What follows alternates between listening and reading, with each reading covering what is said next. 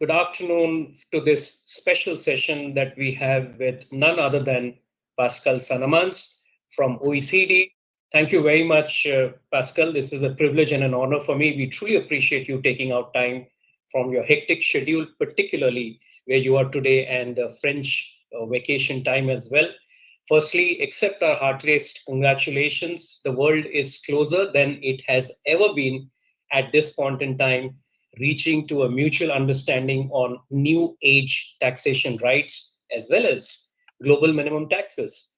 You seem to have a Midas touch when it comes to getting countries together. First, exchange of information on treaties. Now, Action Plan 1 being taken to its logical conclusion. Wonder what it takes for you to get so many heads of states together and, more importantly, get politicians to agree.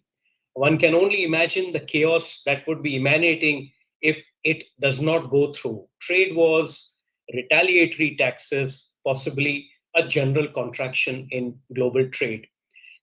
Before we delve into the questions, tell us how you managed to make so much progress in the midst of global pandemic and in the absence of in-person meetings. Do you think this would have been resolved sooner had the pandemic not struck us, or did it take a different kind of political will from the United States to make it happen? Thank you, Mukesh, for the invitation. I'm very happy to be virtually with you, and I really hope that one day it will no longer be virtual but physical.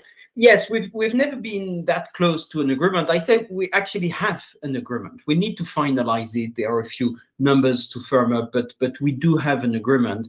And I think the reason why we have an agreement is that it's not because of a few months of work. It's because it's the achievement of almost 13 years of work. All that dates back to the global financial crisis in 2008, which was a wake-up call for the world. Leaders, finance ministers, and the people in the world woke up and said, we've had globalization, but there was something which didn't go well with globalization. Actually, a few things didn't go well, but one of them in tax, because that favored tax havens, investment hubs, and that deprived taxing countries of their sovereign right to tax the companies or the individuals the way they wanted. And that's where the G20 turned to the OECD, because we were the organization which had worked on that and which was ready and able to move fast on this to address what I would call the tax haven issue, with one aspect which was putting an end to bank secrecy. And then in 2012, we took the initiative, by anticipation of a political request, to work on the taxation of multinational companies. That goes much beyond the so-called tax haven issue. It's more about reallocating taxing right, having more fairness in the international tax system. I would summarize it in introducing some form of tax regulation of globalization. And that's what also I call the tax paradox, which is cooperation, which can be seen as a limitation to sovereignty in other fields. In tax matters, cooperation means strengthening the tax sovereignty of countries. And that's why it's been a winning story for the G20, a success story. Now, as you've said, the COVID crisis has made things more difficult because we've worked virtually, and you cannot achieve the same level of trust or dynamic virtually than what you would do physically. However, we've been able to put a lot of work for the past 2 years, 3 years on this. Interestingly, the Trump administration opened the door to a negotiation in 2017 with a tax reform. And they allowed the world to think of a reallocation of taxing rights on the one hand, and of introducing a global minimum tax on the other hand. And this was a legacy of the BEPS project, because the Trump administration implemented the BEPS project. So you have a number of paradoxes there. And then we started working, but it is true that with the Trump administration, there was, to use an understatement, some hectic moves. And after moving fast. We stopped, and we had the so-called safe harbor proposal, which was kind of making tax a choice for companies, which was not acceptable to everybody. But we've been able to build the basis for the negotiation. And what really made the difference for the past 6 months has been the incoming Biden administration. This administration made this issue a top priority, not only on the global international agenda, but on the domestic agenda, introducing a global minimum tax and agreeing on pacifying the tax relationship across the world, and therefore agreeing on the Pillar 1, on the reallocation of taxing right, has been the trigger for fast progress in spite of the COVID crisis, in spite of the delegates being tired of having worked on that for years, and in spite of the public at large having serious doubts on whether we would be able to agree anything, anytime. And a couple of weeks ago now, 3 weeks ago precisely, we had 130 countries agreeing on an equal footing on a new frame. We now need to design the rules to implement this new frame, to finalize this political agreement by October. But whatever happens now, we've turned the page. We've turned the page of the League of Nations time, of the Model Tax Convention as we used to know it. It's been years of work to be able to turn the page, but now the page is turned and things will never be back to what they used to be, I think. Tell us more about the ongoing consultation process with developing countries on assessing the progress with BEPS action plans.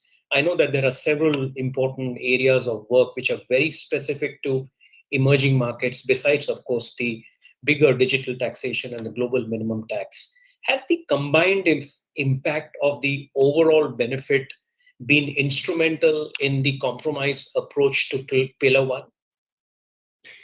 Yes, that's the short answer. I can develop a bit. I mean, the first thing, and I know there are many people doubting it, including in India and other emerging economies, that this is an OECD project with the OECD countries, that the G7 kind of pre-decided everything, which is wrong. It's not the truth. The truth is that until the BEPS project, we were largely in an OECD context. With the BEPS project, we moved to OECD and G20. And I do remember a G20 finance ministers meeting in July 2015 in Moscow, where the then finance minister of India said, no, I cannot agree this. I want to be able to make some changes as necessary. And the last minute in the room, I had to go to different finance ministers to finalize the deal. And that started an era where the G20 countries were really on an equal footing. And then with the inclusive framework built in June 2016 in Kyoto, with the inaugural meeting, we have developing countries on an equal footing. That's a fact.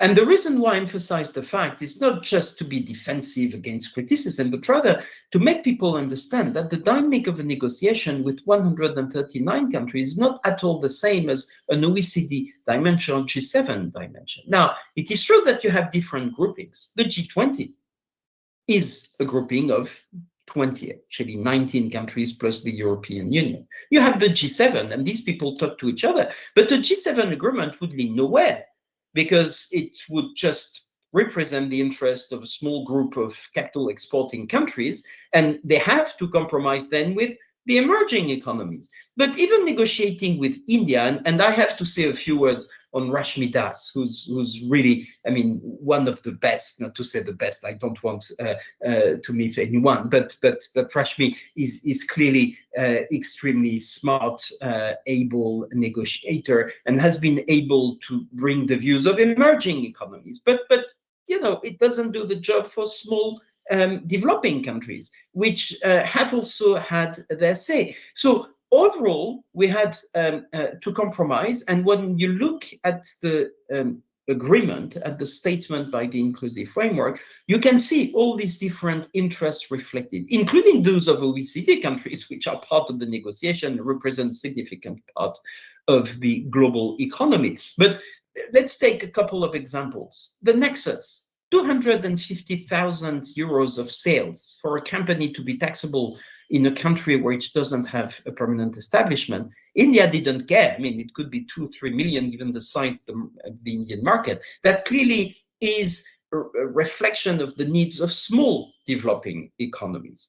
The subject to tax rule as a minimum standard, and that's very powerful, is both a reflection of an Indian push, but also small developing countries in Africa. So yes, we did an impact assessment for everybody. The impact assessment showed that OECD countries will benefit in absolute terms more than non-OECD countries, but it's because of the size of the economy. So there is nothing wrong there. But what was very important was to show that developing countries would not only benefit, but actually benefit more than their share in the global economy. Now, some critics could say, well, but that's not enough, and we need to completely change the taxing rights so that developing countries get a much bigger share. But my response to that is, why not? But that's another debate. And two, well, why so? Is tax the right tool to actually completely reallocate taxing right across the world? Why would some countries completely give it up? Tax is not aid and shouldn't be aid. Now, domestic resource mobilization is important. The fact that we have a more balanced system, and it could be more balanced indeed, but is a significant progress. So the result of the negotiation is kind of the reflection of different conflicting interests, but what mattered and what matters, I think, is the fact that you have a very, very large majority of the countries which have agreed. Only 7 for the time being have not joined the consensus. On the scope, Pascal, action point 1 has come a long way in terms of encompassing a all-inclusive, and in its current form, all industries, including airlines, shipping, hospitality, seem to be covered. There is, however, still an expectation. Would you leave certain businesses out of the scope? Is that a reality, or that's a speculation at this point in time? So we have 2 different pillars and therefore 2 different scopes. On pillar 1, the carve-outs are for the extractive industries and for the financial service industry, regulated financial services. And that's it. So that's the agreement. That's where we land. There are good reasons for that. For extractives, for instance, the fact that the rent is location specific, and the location is where the extractives were extracted. So that's a very, very strong logic. As regards pillar 2, it's only shipping, which is exempt. Now, when I hear people talking about exemptions on pillar 1, I say, no, you get it wrong. It's not an exemption, because pillar 1 is not about the minimum tax. It's about the reallocation of taxing rights. So the fact that some rights are not reallocated doesn't mean they are exempt. Extractives will be taxed, hopefully, in the countries of extraction. Correct. Let's come to the new multilateral instrument. There's a lot of curiosity. How will the new multilateral instrument, which look like, which will have to be signed in pursuance to the 2-pillar solution? But the bigger question in everyone's mind is, how will it interact with the existing MLI under the BEPS project, the so-called minimum standards? Any thoughts and views you can share with us on that? Not really, because we are working on this. What I can say at a very high level at this point in time is that a multilateral convention, we think, is necessary for the implementation of pillar 1, not for the implementation of pillar 2, even though it could be a plus for the implementation of pillar 2. And we think this is much more like a truly multilateral convention rather than the MLI, which is about matching countries and amending bilateral treaties. So I think here we're in presence of a new type of instrument. In fact, my next follow-up question was, does the consensus amongst these so-called 130 countries also mean commitment by each one to implement the deal? Or is it going to be optional, like it was in the case of MLI, that despite consensus on all BEPS report, you may have options that will apply to you? We'll see where we land, but I tend to think that what is a commitment I mean, the commitment is about implementing Pillar 1, and if there is a choice of instruments to implement Pillar 1, nobody cares which one you choose, except that if you want to be realistic, there is a need to move fast. You will have seen that the agreement provides for an entry into force in 2023, which may be aspirational, but is very, very ambitious. And therefore, having a common instrument seems to be the right thing. As regards Pillar 2, this is not a minimum standard for the globe rules. The subject to tax rule is a minimum standard and will have to be implemented through bilateral treaties or multilateral convention. The globe rules are not a minimum standard. It's a common approach, which means that countries are not obliged to move into that direction.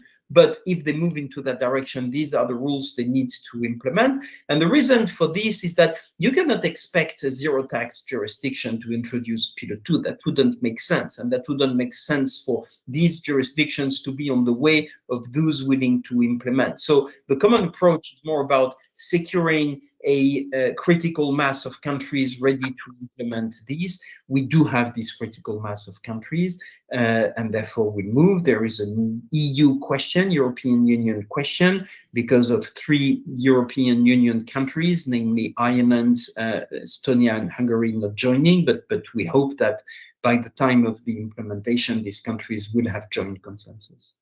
In fact, that was my follow-up question on Estonia, Hungary, and Ireland. But let's come back to implementation of Pillar 2. It seems that it would really mean disincentivizing corporations from moving income to low tax jurisdictions. Would one see a more liberal interpretation of anti-avoidance measures by the tax authorities? I mean, if Pillar 1 would come with its own set of anti-avoidance measures, wouldn't there be an overdosage of such measures, given the fact that at a domestic level, virtually every jurisdiction have been having domestic anti-avoidance measures? So there are questions around how the implementation of Pillar 2 will happen and whether that would result in an overdosage of anti-avoidance measures. I think you're trying to move too fast. We're just now trying to elaborate the rules for Pillar 2, so let's do that. Will it have an impact on the behavior of companies, which could ultimately have an impact on the anti-avoidance rule? I don't know. What is for sure is that Pillar 2 will coexist with existing CFC. It's not a replacement of CFC and other anti-avoidance legislation. So I don't see in the first stage any, trade-off between a Pillar 2 and anti-avoidance rule, but you have the full Monty. Now, in the longer term, what will be the behavioral impact on companies and therefore on the use of the different instruments by tax administration? Hopefully, all these will achieve the work, complete the work that we've been doing for the past 10 years, which is to change the behavior of companies from extremely aggressive tax planning with kind of a tax fiction completely separated out from the business reality, to a world where the tax function is no longer a profit center for a company. Let me come to unilateral levies. The proposed EU digital levy, which has currently been put on hold, is being represented by the European Commission as not a digital tax. In fact, Ms. Vestager has said that the scope and purpose differs from the OECD tax deal. Is it possible that unilateral levies world over may take a different shape and form? And what is OECD considering any form of recourse to prevent such measures? The question is a deal compatible with countries putting in place digital levies, whether you call them equalization taxes or levies, whether you call them a digital service tax, whether you call them whatever? And the answer is no. You cannot have a reallocation of taxing right, a very significant part of it coming from tech companies, and taxes which are targeted on tech companies. That's not compatible. And it's part of the deal. You will have seen that in the deal, you have a paragraph on the fact that unilateral measures must be put at a standstill or rolled back. Now, countries remain sovereign. And if a country wants to introduce a VAT on digital services, it's tax policy. It has nothing to do with the digital levy. If you want to introduce an excise tax on some form of transactions, as long as you have an extremely broad coverage in terms of scope and a very low rate, I don't see any contradiction with our deal. You have a fine line to draw at some point so that you don't try to get to a digital taxation, which would be contradictory to the deal. But I think that countries don't have that in mind. They want to act in good faith, and they do recognize that digital levies, if they are targeted to some companies, will trigger trade tensions, trade wars, and that's precisely what we're trying to avoid and why we have an agreement. So I don't see this as a very serious risk. So to summarize, digital levies, no. But overall excise taxes or VATs which are not targeted are instruments of tax policy and shouldn't be a problem. But Pillar 1 as well as Pillar 2 are really transformative and should pacify the tax relationship between countries, which means that digital levies will be dismantled. Let me come to the next follow-up question, which is tax certainty for multinational enterprises. There's a growing concern on the level of tax certainty, particularly in the market jurisdictions, which are assuming new taxing rights, because the concern is how it will be implemented. It seems disputes around activities beyond baseline activities, which are beyond the marketing and distribution function, will continue to be an area of dispute in market jurisdictions. Is there anything as a part of the consensus process which is specifically addressing this aspect of multinational concern on tax certainty in the market jurisdictions? Oh, yes, absolutely. Tax certainty is absolutely core to the agreement. So there will be no reallocation of taxing rights without tax certainty. And you know what? This is for the benefit of everybody. I've been struck for the past 25 years by the fact that some countries think that tax certainty can be traded or is contrary to the constitution or so. It is not. Actually, what is contrary to the constitutions of most countries is not to provide tax certainty, is not to provide a good visibility for taxpayers on what the rules are, is to expose taxpayers to rogue audits and audits which will never be solved through the elimination of double taxation. What can be done? I mean, first, we don't start from nothing, from scratch. We've had Action 14, a peer review mechanism, and progress has been made. We can see that there are more and more, in particular in India, APAs. And here again, I would like to congratulate the Indian government for all the efforts put there and the teams, Akhilesh Ranjan, who's now left the government, and Rashmi Das and his team. They've been great. Now, as part of the agreement, there are two new avenues. One is what we used to call Amount B, which would be a simplified measurement of the return on distribution activities. And we have a plan to complete Amount B by the end of 22. And the second one is the tax certainty dimension, which provides for mandatory and binding dispute prevention and resolution mechanism. Now, there are two dimensions. Dispute prevention. The Amount A will be decided through panels with all the interested countries and the companies, and this will bring very big tax certainty to the companies. Maybe a cumbersome process at the beginning, the initial investment, but actually it will pay off because all the countries will agree on Amount A, will agree on the nexus, will agree on the quantum. So that's something extremely important, which should reduce the disputes considerably. Now, there are still risks of disputes on transfer pricing or other aspects, and these disputes are covered by the agreement as long as they relate to amount A. And what relates to amount A is almost everything, except when you have an adjustment on a routine return on a company where the routine return could be allocated to another country where you have no residual profit. So that's quite marginal. And there you will have binding and mandatory dispute resolution. Now, we have agreement.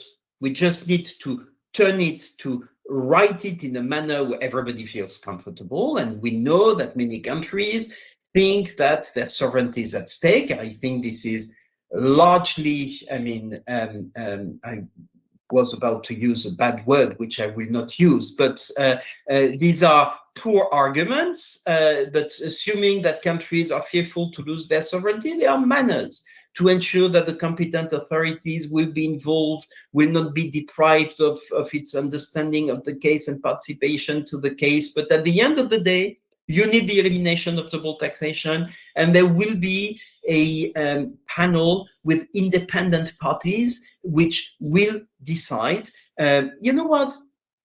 30, 40 years ago, European countries started working on a multilateral convention on tax certainty. And it took them 10 years to agree, and now they have something which finally works. So I'm pretty sure we can bring the rest of the world to something where people are confident. We will eliminate double taxation. It will happen in a fast manner, in a timely manner, and countries will not feel like their sovereignty has been completely ignored. We're getting there. We have an agreement, and we're very confident that this will be properly implemented. Pascal, last few questions. What's the fate of few countries which are not a part of the inclusive framework and have not been onboarded in the two-pillar solution? They are welcome to join anytime. Now, they decided not to participate to the inclusive framework, their choice. And frankly speaking, when I hear some critics say, oh, this is not inclusive because you don't have 200 countries around the table, this is a joke. This is a sick joke, because you have some countries which just do not have the resource to be at the table, and coming at the table would just delay everything and would not bring anything, because these countries, one or another, are represented by other countries. You do not have 200 different cases in reality. You have a few different constituencies. And you know, when Rashmi talks, he largely represents large emerging economies. They participate. But when you have some African delegates like ATAF, which has done a great work, the African Tax Administration Forum, to coordinate the positions, do you need all the 50 plus countries from Africa? Not necessarily. Now they want to join, they're welcome to join. I think it would be important for them to protect their tax base through Pillar 1, through Pillar 2. Now, the more challenging issue is about those which are in the inclusive framework and didn't join the consensus. We have 3 European countries. We are confident that Ireland, as indicated, is part of the process, constructive, and at the end of the day may join, especially if the rate on Pillar 2 is to be 15%, which is probably likely to be at the end of the day. Estonia and Hungary will see, but Europe has to clean up its own place and bring these countries. Kenya and Nigeria, I feel very sorry that these countries did decide not to join. I think they will bear some responsibility not to bring money that they could bring to their revenue, but that's their choice. Can we do Pillar 1 and Pillar 2 without these countries? Yes, of course we can, and we shall do that. Now, as regards Sri Lanka, I don't know. We're in touch with them. And I'm not sure India wants to be involved in that conversation. You have your own issue with Sri Lanka. And finally, to be exhaustive, we have Barbados. Barbados doesn't want to join. I understand why. Can we do without them? Yes, of course. And that's why many low tax jurisdictions, in spite of this exercise to be costly for them, have decided to join. The Bahamas, Cayman Islands, Jersey, Guernsey, countries which do not have taxes, which therefore are not big fan of what we've been doing, have decided to join as a recognition that the world has changed. And I think we should recognize this and be happy with the fact that you have this this fundamental move, 132 countries out of 139, is an achievement. My final question, Pascal, what was, in your view, the most difficult areas to achieve consensus, and how many times did you actually feel you wish you had abandoned the project? Actually, the more we could see doubts in people's eyes or minds, the more we were determined to keep this alive. So it's true that, you know, when in 2019, Steven Mnuchin, the then Secretary for Treasury in the US, said, well, I mean, safe harbor was a reaction to a proposal which was the unified approach, which we had designed to address most of the US concerns at that time. Yes, you could feel some discouragement, but we said we need to keep it alive because it will happen. So I think the main lesson of all that is you have mega trends, and the mega trend, I think, has been and still is on introducing this tax regulation of globalization. We're getting there. We're almost done. We now need the agreement to be finalized, implemented, and I think we will have turned the page. So when you believe in the fact that the rules are no longer fit for purpose, but that you don't have the magic alternative, which some have been claiming, you know, pure formulary apportionment method, unitary taxation as a magic solution, but that things are, changes will be incremental. We knew that it would happen one day or another. It was a question of timing. We've been fortunate with the Biden administration making this a priority. And that's why, you know, whether the deal is fully implemented with a legal instrument in the next 18 months, which I believe it will be, or not, doesn't change the fact that the page has been turned. So in a lighter vein, should the amount A reallocation be termed as Pascal tax? It's not a tax. You know, I'm a Frenchman with my French accent, and you know, the French people are supposed to be in love with taxes. But Pillar 1 is not a tax. It's a better share of taxing rights, which will be exercised by the country. So no PSA tax, including for amount A. Thank you for the suggestion, though, Mukesh. Thank you, Pascal. I know we had reserved a limited time, but you've been more than generous to give us time. On behalf of the Bombay Chartered Accountants Society, I'd like to thank you from the bottom of my heart. And I wish you good luck on your negotiations. And I hope you get a much deserved vacation break, which I'm sure you would be looking forward to. Thank you. Thank you so much. Good to see you, Mukesh. Thank you, Pascal. Bye-bye.